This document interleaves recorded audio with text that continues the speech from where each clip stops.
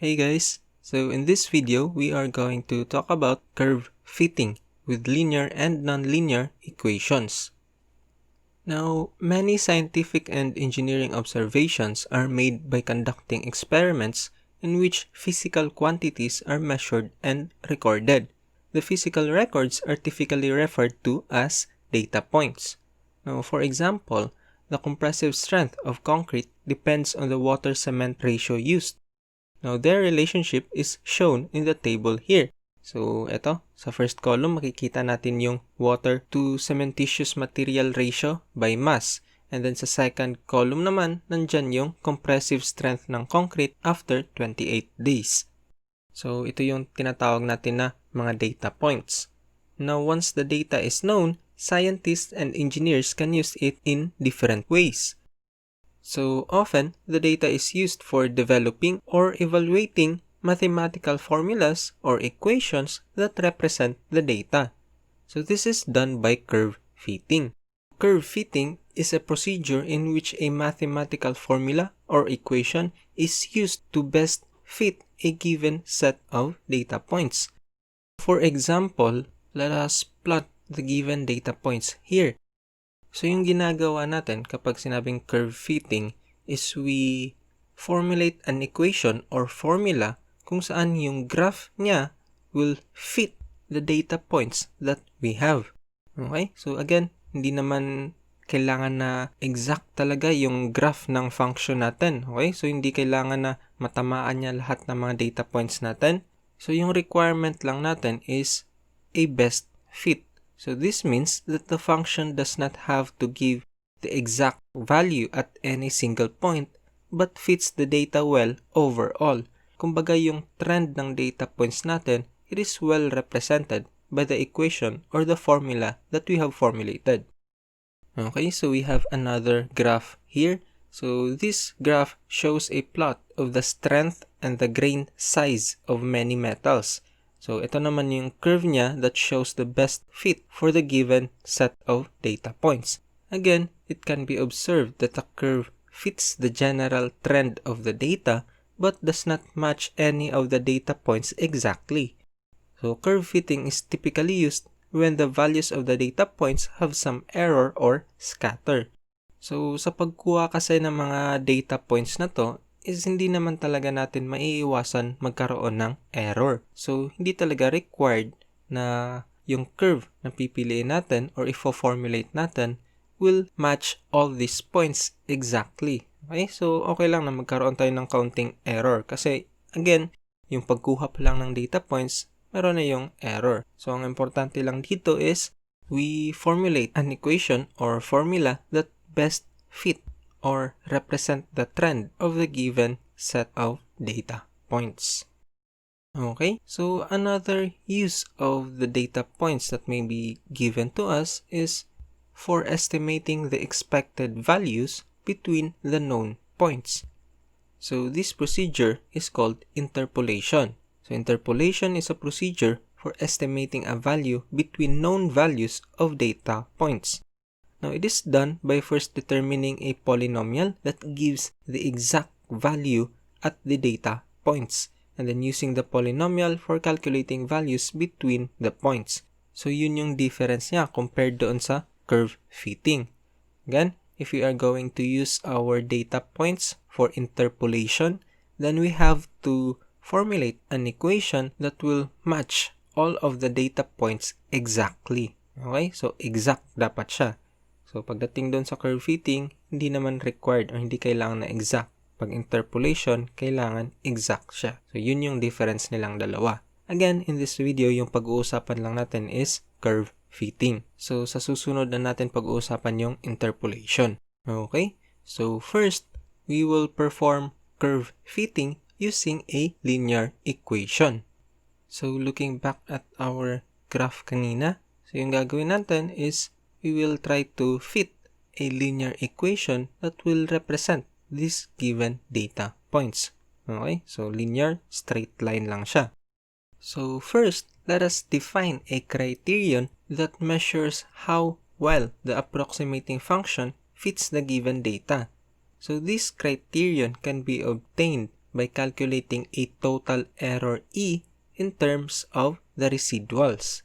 So yung residuals na tinatawag natin is the difference between the value y sub I of the data point and the value of the function used to approximate the data points. So for example, ito yung data points natin. So we have coordinates x and y. For our first data point, we have x sub 1 and then y sub 1. So yung residual natin dito is yung difference, okay? Yung difference ng value ng y sub I from our data point and the value of the function at x sub I. Same din pagdating dito sa ibang data points natin. So yung difference lang ng y sub I from the given data points and then yung value naman ng y that is predicted by the function, or in other words, the value of the function. Now, a definition for the overall error E that gives a good measure of the total error and can also be used for determining a linear function that has the best fit or the smallest total error is obtained by this function. So we have E equal to the summation of the residuals squared. So that is from I equal to 1 and then up to n data points. Again, yung gagawin natin is we will square the residual para makuha natin is positive value lang. Kasi kung mapapansin nyo doon sa graph natin dito, yung ibang residuals natin will be positive and then yung iba naman will be negative. So if we try to add them directly, magka-cancel out lang yung iba and then meron pang chance na maging 0 yung summation nilang lahat. So we might assume or we might conclude na walang error or 0 yung total error natin. Pero hindi pala ganun yung case, no? Dahil yung iba positive and then yung iba negative. So to prevent that, bali yung gagawin natin is we will square the residuals para positive value lang yung makukuha natin. Okay? So yun yung reason kung bakit naka-square. Again, the residual is the difference between the y sub I from the given data points and then yung value ng function natin. So if our function, again linear siya, so it has the form a sub 1x plus a sub 0. So ito yung difference nila. And then again, for the total error, we will just square this. Okay. So ngayon, gagamitin natin itong equation natin for our error to calculate the coefficients a sub 1 and a sub 0 doon sa linear function natin that will give the smallest total error. So, paano natin gagawin yun? I-minimize natin yung error. So, minima-maxima lang, no? So, this is done by using a procedure called linear least squares regression. So, again, to determine the values for a sub 0 and a sub 1, the equation for the total error is first differentiated with respect to each coefficient. Okay, since we have two unknown coefficients here, yung a sub 1 and then a sub 0, so we will simply take the partial derivative of our function with respect to these two coefficients. And then itong y sub I and x sub I naman natin, we will treat them as constants. Kasi meron na tayong value nito, okay? Galing doon sa given set of data points. So yung hahanapin lang natin again dito is yung value ng a sub 1 and a sub 0 that will give us the smallest total error. So in order to obtain those values, we will simply set the partial derivatives here equal to 0. So we can divide both sides of our equation here by negative 2 para ma-eliminate na siya dito sa right side. And then after that, i-rewrite lang natin yung mga equations natin. So itong term natin dito, summation of a sub 0. So again, lahat ng summation natin dito is from I equal to 1 up to n. So summation of a sub 0, this will just be equal to n, or the total number of data points, times a sub 0. Okay, so i-rewrite lang natin itong term na to. And then, i-rearrange lang natin ng kaunti yung mga terms natin. And now, we have these two equations. So, itong dalawang equations na to, yung tawag natin sa kanila is normal equations. Now, kung mapapansin nyo, we actually have here a set of two simultaneous linear equations with two unknowns. Again, yung unknown natin is a sub 0 and a sub 1. So, madali lang hanapin yung a sub 0 and a sub 1 natin dito kasi two equations and then two unknowns lang naman to. Okay? So, once you solve the values for a sub 0 and a sub 1, then we will simply substitute them back to our linear equation. Y equal to a sub 1, x plus a sub 0. Now, we can also try to formulate an equation na naka-isolate yung a sub 1 and then a sub 0 natin. So, it will look like this. These two equations are derived from the normal equations, yung nasa taas. Okay? So, nasa sa inyo na kung i-memorize nyo to or yung normal equations. I suggest na yung normal equations na lang yung gamitin nyo para hindi na kayo mahirapan. Okay? Okay. So, let us try to apply this concept in this example. Use linear least squares regression to determine a function y equal to a sub 1x plus a sub 0 that best fit the given data. And then, determine the overall error. Ito yung given data points natin. We have values for x and then y. So, ito naman yung plot ng data points natin. Again, yung gagawin natin is we will formulate a function, a linear function that will best fit the given data. So, ganito yung itsura ng linear function natin. So, straight line lang siya. So, yung goal natin dito is we will formulate an equation that will result in a very small total error. Okay? So, yun yung criteria natin for the best fit equation. So, using the normal equations na na-derive natin kanina, bali hahanapin lang natin yung value ng coefficients. Okay? So, yung unknown a sub 0 and a sub 1. First, we will compute the following quantities. From our given set of data points, we have the value of n, which is the total number of data points. So, in this case, we have 7. And then, we also need to compute for the summation of x sub I. So, i-compute or i-add lang natin lahat ng x values ng data points natin. Okay? So, summation lang. We will simply take the sum of all the x. So, that will be equal to 49. And then next, we will also need to compute for the summation of x sub I squared. So, kukunin natin yung values ng x natin and then i-square natin siya and then i-add natin lahat. So, we have 1 squared plus 3 squared plus 4 squared plus 6 squared plus 9 squared plus 12 squared plus 14 squared, and that will be equal to 483. And then next naman, summation of y sub I. So, summation or sum ng lahat ng y values ng data points natin. That will be equal to 44. And then lastly, ko-compute natin yung summation of x sub I times y sub I.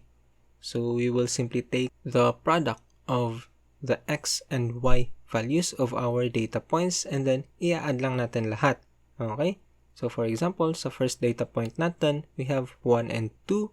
So, that will be 1 times 2 plus sa second data point naman natin, that will be 3 times 4. Then next, plus 4 times 5 and then so on. So, this will be equal to 395. And after we have obtained these values, ibabalik or isa-substitute lang natin dito sa normal equations natin.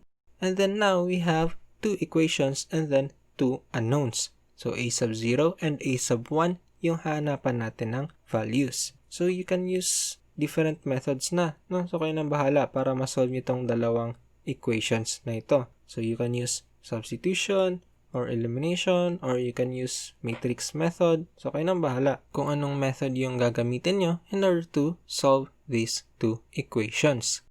Solving these two equations, we will obtain a value of a sub 1 equal to 0.6214 and then a sub 0 equal to 1.9357. Okay? So, therefore, yung equation natin yung linear equation natin that will give the best fit for the given set of data points will be y equal to 0.6214x plus 1.9357. Okay? Again, if you try to check this, no, kung ilalagay nyo yung value or yung given value ng x natin, iba yung makukuha nyong value for y. Okay? So, hindi naman siya malayo. Medyo close naman siya doon sa actual or sa given na y natin. Pero, yun nga, hindi siya exact. So, okay lang naman yun kasi again, yung ginagawa natin dito is curve fitting. We do not necessarily require our equation to be exact, okay, or perfect fit doon sa given set of data points. Next, we will determine the overall error. Again, our overall error is in terms of our residuals. So, using the equation that we have derived earlier, and then, yung gagawin natin is we will compute the overall error using this table. So, para hindi tayo mahirapan. Dito sa first and second columns natin, we have the data points. So, ito yung given. And then on our third column, this is the value of our function at the given x sub I. So, if you compare the value of the second and then yung third column natin, makikita nyo na hindi talaga exact. Meron tayong difference kaunti. And then on our last column naman, we have the difference of y sub I and then yung value ng function natin squared, or this is our residual squared. So in order to compute for the total error, we will simply take the summation of all the values in our fourth column. So we have here the value that is equal to 1.3642857.143. So ito na yung value ng overall error natin. So it is very small, no? Which means that the equation that we have formulated above is the best fit for the given set of data points. Kasi nga, very minimal yung error na binibigay niya. Okay? Okay. So next, let us move on to linearization of nonlinear relationships. So many situations in science and engineering show that the relationship between the quantities that are being considered is not linear. For example, we have the figure here. So this shows a plot of data points that were measured in an experiment with an RC circuit. It is obvious from the plot that curve fitting the data points with a nonlinear function gives a much better fit than curve fitting with a linear function. Now, there are many kinds of nonlinear function. We have the power function. So, ito yung form niya, y equal to b times x raised to m. And then we also have exponential functions of the form y equal to b times e raised to mx. And then we also have reciprocal functions. So, y equal to 1 over mx plus b. It would be an advantage if you are familiar kung ano yung itsura ng graph ng mga functions na to. So, for example, kung meron kang given set of data points and then you plot those data points, and then kung may makita kang trend, no? So, yung trend ng given set of data points mo is similar siya doon sa trend or sa graph ng power function or exponential function or reciprocal function. So, yun yung gagamitan mo for curve fitting. Now, in order to use linear regression, the form of a nonlinear equation of two variables is first changed such that the new form is linear but with terms that still contain the original variables. So, ano pang ibig sabihin nun? So, for example, let us take the power function and then let us take the natural logarithm of both sides. So, we will have ln of y equal to ln of b times x raised to m. Now, if we rewrite this, we will have ln of y equal to m ln of x plus ln of b. So, kung mapapansin nyo, yung form niya is similar na doon sa linear equation natin kanina. So, itong sa left side natin, ln of y, ito yung magiging value ng y. So this will be equal to m. So yan naman yung first unknown coefficient natin, a sub 1. And then ln of x, so that will simply be our x. And then ln of b, so that will be our second unknown, a sub 0.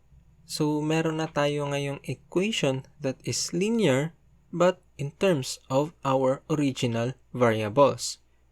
Okay, so yung gagawin natin is same pa rin dun sa ginawa natin kanina.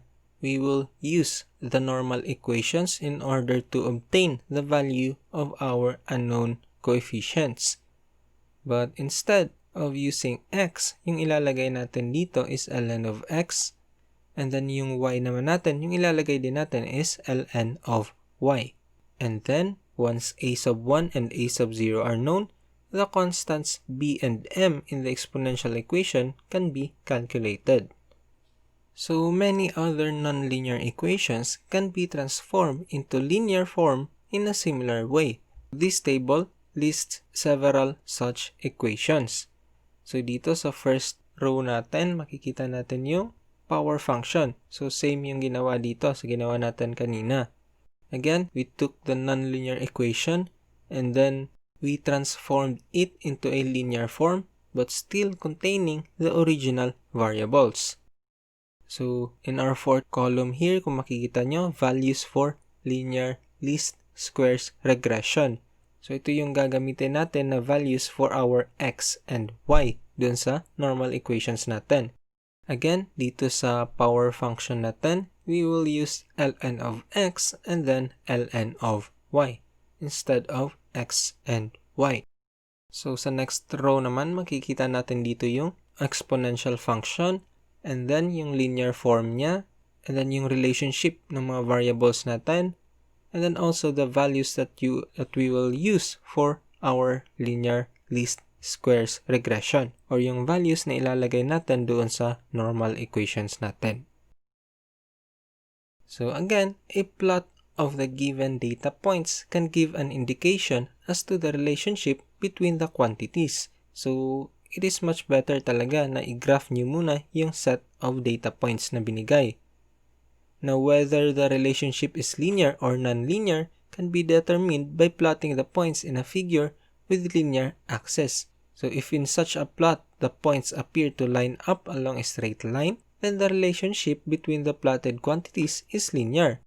However, if a plot with linear axis in which the data points appear to line up along a curve indicates a nonlinear relationship between the plotted quantities. So kung nonlinear, pwede naman natin gawa ng paraan para magamit pa rin natin yung linear least squares regression na procedure. Okay, so let us try to apply this concept in this example. The following data gives the approximate population of the Philippines for selected years from 1960 until 2020. We will assume that the population growth can be modeled with an exponential function p equal to b times e raised to mx, where x is the year and then yung p naman is yung population in millions. So kapag population kasi, usually yung equation or yung function talaga that will best describe the given population data is exponential. So we will use an exponential function here in our curve fitting. So first, we will write the equation in a linear form, and then we will use linear least squares regression to determine the value of our constants b and m. Okay, so galing doon sa table natin, the linear form of an exponential function will be ln of y equal to mx plus ln of b. So itong ln of y, ito yung magiging value ng y natin doon sa normal equations natin. And then m, this will be equal to our first unknown coefficient, a sub 1. And then yung x natin as is lang. And then for our second unknown coefficient, that will be ln of b. So that will be a sub 0 doon sa normal equations natin. Again, we will first solve a sub 1 and then a sub 0 using the normal equations. First, we need to compute these values. So yung n natin, again, that is the number of data points. So in this case, we have 7. And then next, we will compute the summation of the x values of our data points. So summation of x sub I, that will be equal to 13,930. And then yung summation of x sub I squared, so that will be equal to 27,723,500. And then next naman, yung summation of y sub I. But take note, in this case, kasi yung value ng y natin is ln of p. So, dun sa transform linear equation natin. So, first, kukunin muna natin yung natural logarithm ng population natin. And then, kukunin natin yung sum nilang lahat.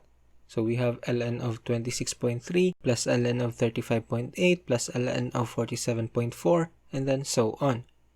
So, this will be equal to 28.4285. And then lastly, we need to compute the value of the summation of x sub I times y sub I. Again, take note, yung value ng y sub I natin dito will be equal to ln of p. So this will be equal to the summation of the product of x and then ln of p. So this will be equal to 56,639.8213. And then after that, isa-substitute lang natin itong mga values na to dito sa normal equations natin.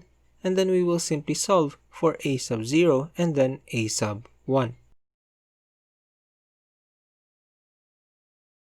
So now we have the value for our unknown coefficients. For a sub 0, that will be equal to negative 43.6322. And then yung a sub 1 naman natin will be equal to 0.02397. And now, from these values, makukuha na natin yung value ng original variables ng exponential function natin. So, for m, that will be equal to a sub 1. And then, in order to solve for the value of b, we need to take the exponential of a sub 0. That will be e raised to a sub 0. So, this will be equal to 1.124 times 10 raised to negative 19. Therefore, we now have the exponential function for the given data points. So that will be p equal to 1.1214 times 10 raised to negative 19 times e raised to 0.02397x. So ito na ngayon yung function that best describes or best fit the given set of data points.